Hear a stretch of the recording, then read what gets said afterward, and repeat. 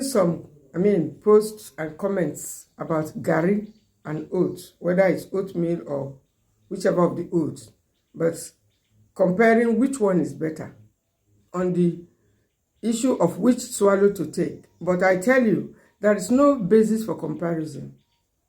Before now, we were made to understand that Garri is such a bad food. Yes, it is not a nutrient-dense food, we know, but it has its own positive and good sides. So there is no basis for comparison.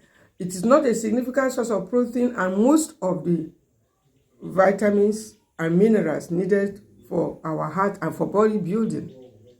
But then, it's one of the few foods that are gluten-free. And most of these gluten-free foods are great for managing diseases. They are good for your liver health.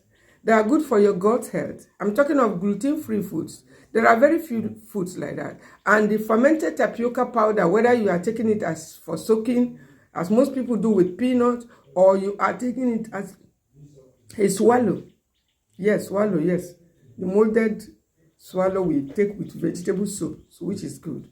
You can add, some pints of oil while frying it, making it to change the color. Some may like it, but it actually adds to the calorie because of the added oil. Then we have also the white variety, whichever one. But the point is, Garri has its own good sides. It has its own ugly sides too.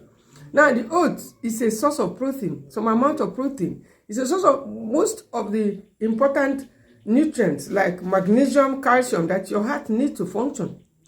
And some amount of protein and most of the big group of vitamins. It's even a source of some amount of zinc. So you don't need to compare the two. If you are looking for something to take for yourself, you can take either of them on different days. You don't need to overdo it. That is why we say that moderation should be the rule. If you consume too much of the Garri or whether a swallow or whatever, it's going to start affecting your eyes because it doesn't have vitamin A, and apart from that, it's not a source of protein. Protein is the building block. You can occasionally take it, but don't compare it.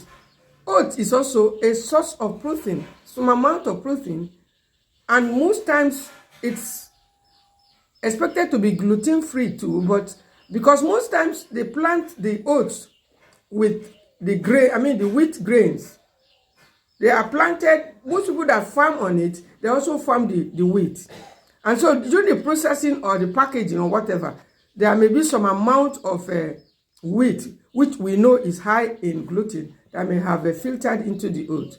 But that doesn't spoil the benefits. It has a lot of benefits for those who are managing ailments, like high bad cholesterol. It's a good source of both soluble and insoluble fiber, but not the oatmeal. I need to let us know that when you are buying the oats, ensure that it's not the oatmeal, the one they make for children breakfast.